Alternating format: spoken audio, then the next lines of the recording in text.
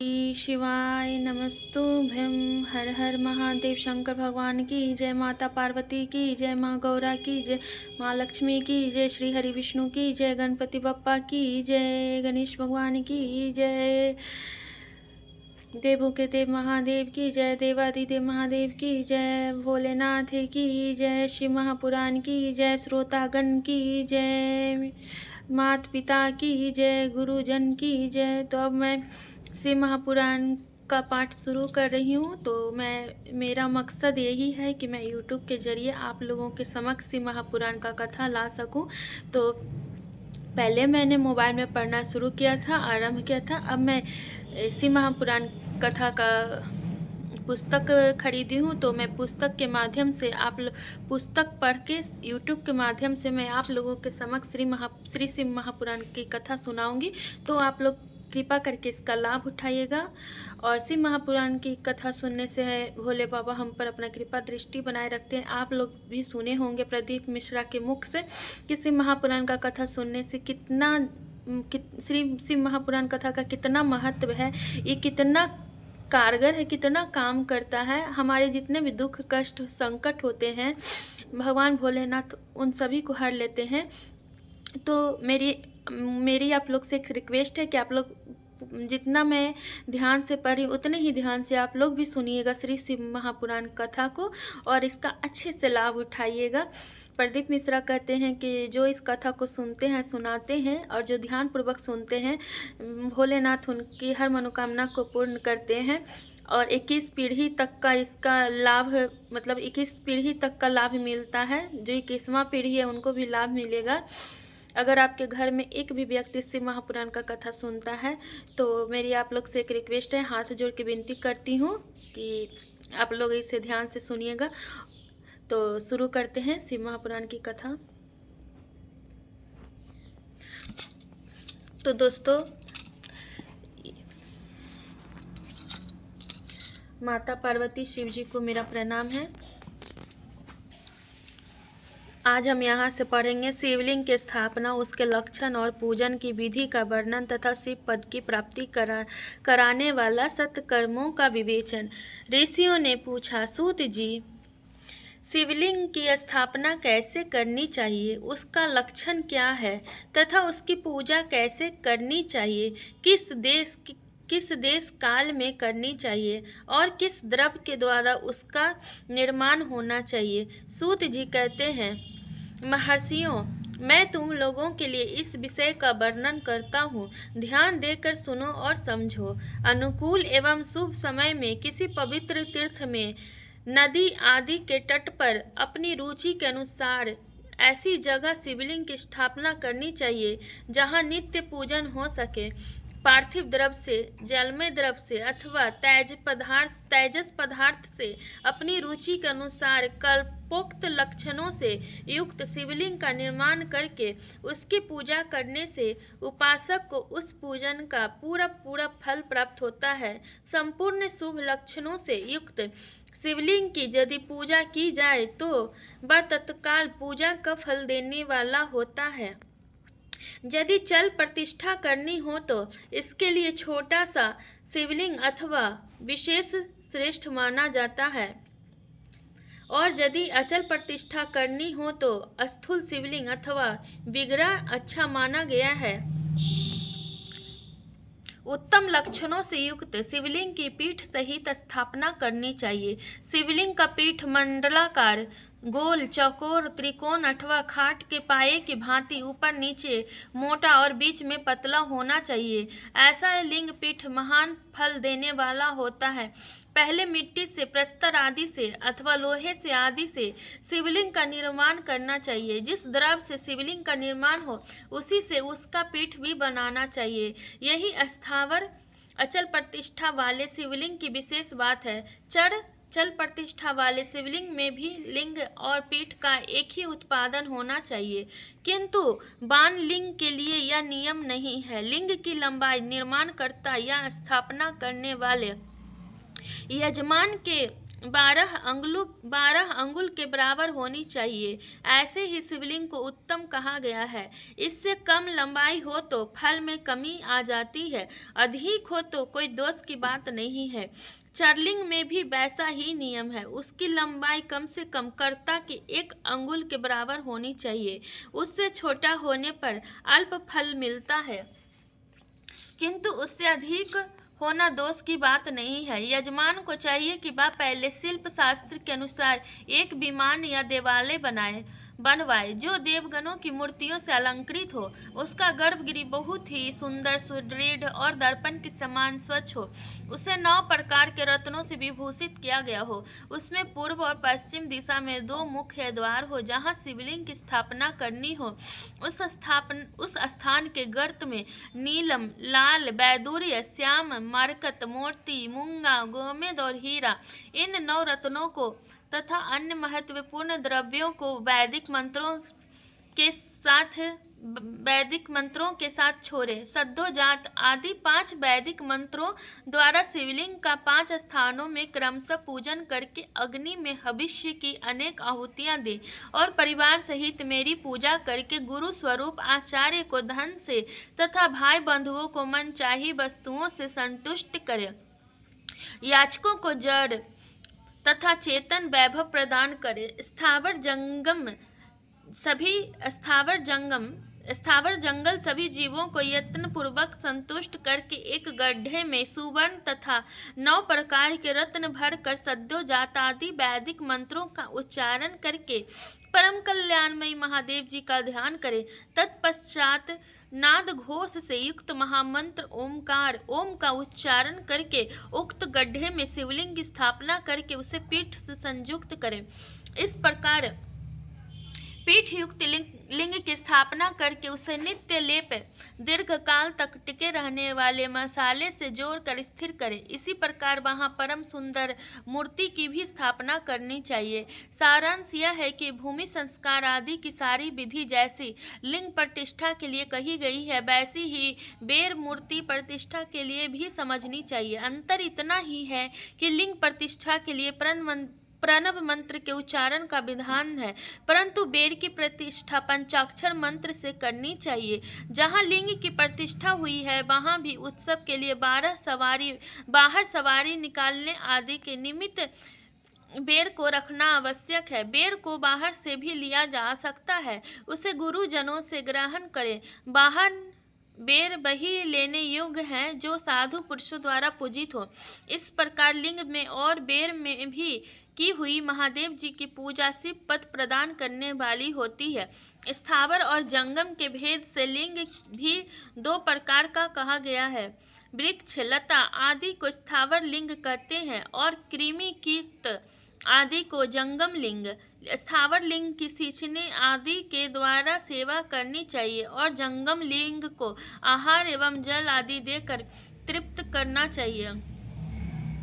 उन स्थावर जंगम जीवों को सुख पहुंचाने में अनुरक्त होना भगवान शिव का पूजन है, ऐसा विद्वान पुरुष मानते हैं। यो चराचर जीवों को ही भगवान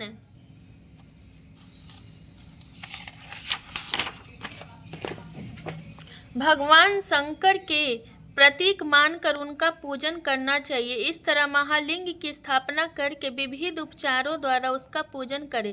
अपनी शक्तियों के अनुसार नित्य पूजा करनी चाहिए तथा देवालय के पास ध्वजारोपण आदि करना चाहिए।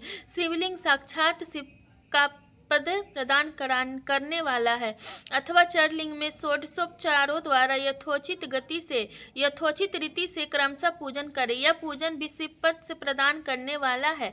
आवाहन, आसन, अर्घ्य, पाद्य, पादांग, आचमन, अभ्यंग पूर्वक स्नान, वस्त्र एवं यज्ञोपवीत, गंध, पुष्प, धूप, दीप, नैवेद्य, तांबूल, समर्पण, नीराजन, नमस्कार और विसर्जन ये 16 उपचार हैं अथवा अर्घ्य से लेकर नैवेद्य तक विधिवत पूजन करें। अभिषेक, नैवेद्य, नमस्कार और तर्पण ये सब यथाशक्ति नित्य करें। इस तरह किया हुआ शिव का पूजन शिव पद की प्राप्ति कराने वाला होता है। अथवा किसी मनुष्य के द्वारा स्थापित शिवलिंग में, ऋषियों द्वारा स्थापित शिवलिंग में, देवताओं द्वारा स्थापित शिवलिंग में, अपने आप प्रकट हुए स्वयंभू लिंग में तथा अपने द्वारा नूतन स्थापित हुए शिवलिंग में भी उपचार समर्पण पूर्वक जैसे तैसे पूजन करने से या पूजन की सामग्री देने से भी मनुष्य ऊपर जो कुछ कहा गया है वह सारा फल प्राप्त कर लेता है। क्रमशः परिक्रमा और नमस्कार करने से भी शिवलिंग शिवपद की प्राप्ति कराने वाला होता है। यदि नियम पूर्वक शिवलिंग का दर्शन मात्र कर लिया जाए तो वह भी कल्याणप्रद होता है। मिट्टी, आटा, गाय के गोबर, फूल, कनेर पुष्प, फल, गुड़, मक्खन, भस्म अथवा अन्न से भी अपनी रुचि के अनुसार शिवलिंग बनाकर तदनुसार उसका पूजन करें। नहीं अथवा प्रतिदिन 10,000 प्रणव मंत्र का जप करें अथवा दोनों संध्याओं के समय एक सहस्त्र प्रणव का जप किया करें। यह क्रम भी शिव पद की प्राप्ति कराने वाला है, ऐसा जानना चाहिए। जब काल में मकरांत प्रणव का उच्चारण मन की शुद्धि करने वाला होता है। समाधि में मानसिक जप का विधान है तथा अन्य सब समय भी उपांशु जप ही करना चाहिए। नाद और बिंदु से युक्त ओमकार के उच्चारण को विद्वान पुरुष समान प्रणव कहते हैं। यदि प्रतिदिन आदर पूर्वक 10,000 पंचाक्षर मंत्र का जप किया जाए अथवा दोनों संध्याओं के समय एक सहस्त्र का ही जप किया जाए तो उसे शिव पद की प्राप्ति कराने वाला समझना चाहिए। ब्राह्मणों के लिए आदि में प्रणव से युक्त पंचाक्षर मंत्र अच्छा बताया गया है। कलश से किया हुआ स्नान, मंत्र की दीक्षा, मातृकाओं का न्यास, सत्य से पवित्र अंतःकरण वाला ब्राह्मण तथा ज्ञानी गुरु, इन सबको उत्तम माना गया है। द्विजों के लिए नमः शिवाय के उच्चारण का विधान है। द्विजेतरों के लिए अंत में नमः पद के प्रयोग की विधि है, अर्थात वे शिवाय नमः इस मंत्र का उच्चारण करें। स्त्रियों के लिए भी कहीं कहीं विधि पूर्वक नमोन्त उच्चारण का ही विधान है, अर्थात वे भी शिवाय नमः का ही जप करें। कोई ऋषि ब्राह्मण की स्त्रियों के लिए नमः पूर्वक शिवाय के जप की अनुमति देते हैं, अर्थात वे नमः शिवाय का जप करें। पंचाक्षर मंत्र का 5 करोड़ जप करके मनुष्य भगवान सदाशिव के समान हो जाता है। 1, 2, 3 अथवा 4 करोड़ का जप करने से क्रमशः ब्रह्मा, विष्णु, रुद्र तथा महेश्वर का पद प्राप्त होता है, अर्थात मंत्र में जितने अक्षर हैं उनका पृथक पृथक 1-1 लाख जप करें अथवा समस्त अक्षरों का एक साथ ही जितने अक्षर हों उतने लाख जप करें। इस तरह के जप को शिव पद की प्राप्ति कराने वाला समझना चाहिए। यदि 1000 दिनों में प्रतिदिन 1 सहस्त्र जप के क्रम से पंचाक्षर मंत्र का 10 लाख जप पूरा कर लिया जाए और प्रतिदिन ब्राह्मण भोजन कराया जाए तो उस मंत्र से अभीष्ट कार्य की सिद्धि होने लगती है। ब्राह्मण को चाहिए कि वह प्रतिदिन प्रातः काल 1008 बार गायत्री का जप करे। ऐसा होने पर गायत्री क्रमशः शिव का पद प्रदान करने वाली होती है। वेद मंत्रों और वैदिक सूक्तों का भी नियम पूर्वक जप करना चाहिए। वेदों का पारायण भी शिव पद की प्राप्ति कराने वाला है, ऐसा जानना चाहिए। अन्य जो बहुत से मंत्र हैं उनका भी जितने अक्षर हो उतने लाख है जप करें। इस प्रकार जो यथाशक्ति जप करता है वह क्रमशः शिव पद मोक्ष प्राप्त कर लेता है। अपनी रुचि के अनुसार किसी एक मंत्र को अपनाकर मृत्यु पर्यंत प्रतिदिन उसका जप करना चाहिए। ओम इस मंत्र का प्रतिदिन 1 सहस्त्र जप करना चाहिए। ऐसा करने पर भगवान शिव की आज्ञा से संपूर्ण मनोरथों की सिद्धि होती है।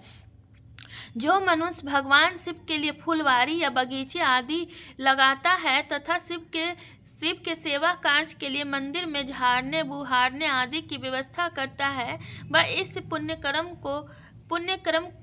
को शिव पद प्राप्त कर लेता है। भगवान शिव के जो काशी आदि क्षेत्र हैं उनमें भक्ति पूर्वक नित्य निवास करे। वह जड़ चेतन सभी को भोग और मोक्ष देने वाला होता है। अतः विद्वान पुरुष को भगवान शिव के क्षेत्र में आमरण निवास करना चाहिए। पुण्य क्षेत्र में स्थित बाबरी कुआं और पोखरे आदि को शिव गंगा समझना चाहिए।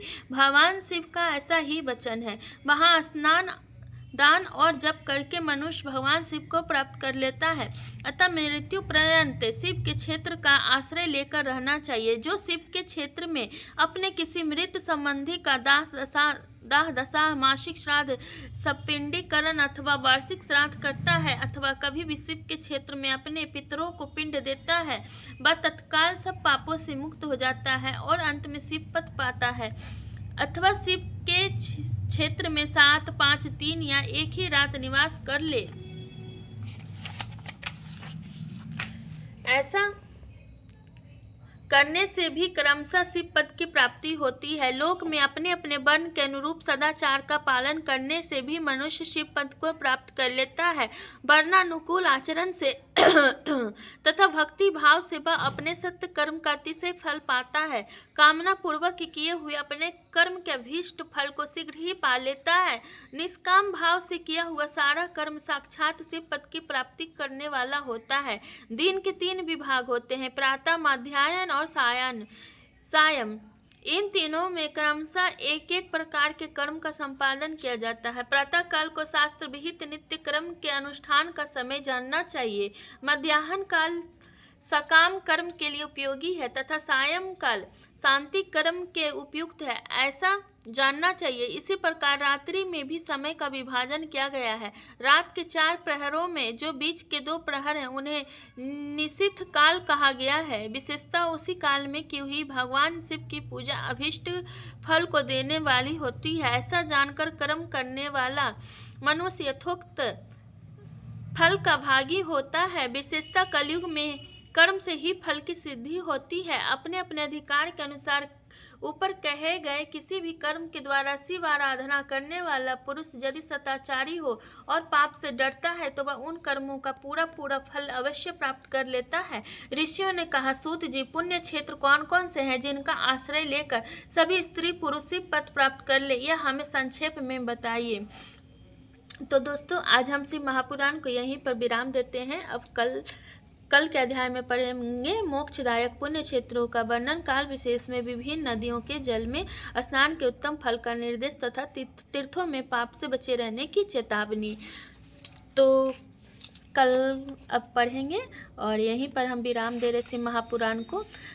तो दोस्तों, आप लोग से मेरी एक रिक्वेस्ट है, अगर आप लोगों को मेरा यह शिव महापुराण का कथा पसंद आता है तो प्लीज़ लाइक करिएगा। आप लोग लाइक कीजिएगा तभी हमें पता चलेगा कि आप लोगों को मेरी यह कथा अच्छी लग रही है। तो शिव महापुराण की कथा आप लोग को पसंद आ रही है तो मेरे दोस्तों, आप लोग प्लीज़ कृपा करके मेरे वीडियो को लाइक कीजिएगा और मेरे चैनल को सब्सक्राइब करिएगा और वीडियो को जितना हो सके शेयर कीजिएगा ताकि दूसरे लोग भी इसका लाभ उठा सके शिव महापुराण कथा का। तो वीडियो को यहीं पे मैं विराम देती हूँ और फिर कल सुनेंगे अगला अध्याय शिव महापुराण का। तो जो लोग मेरे इस शिव महापुराण कथा को सुन रहे अथवा सुना रहे हैं, भगवान भोलेनाथ, माता पार्वती उनकी हर इच्छा, हर मनोकामना को पूर्ण करे। हर हर महादेव। श्री शिवाय नमस्तुभ्यम।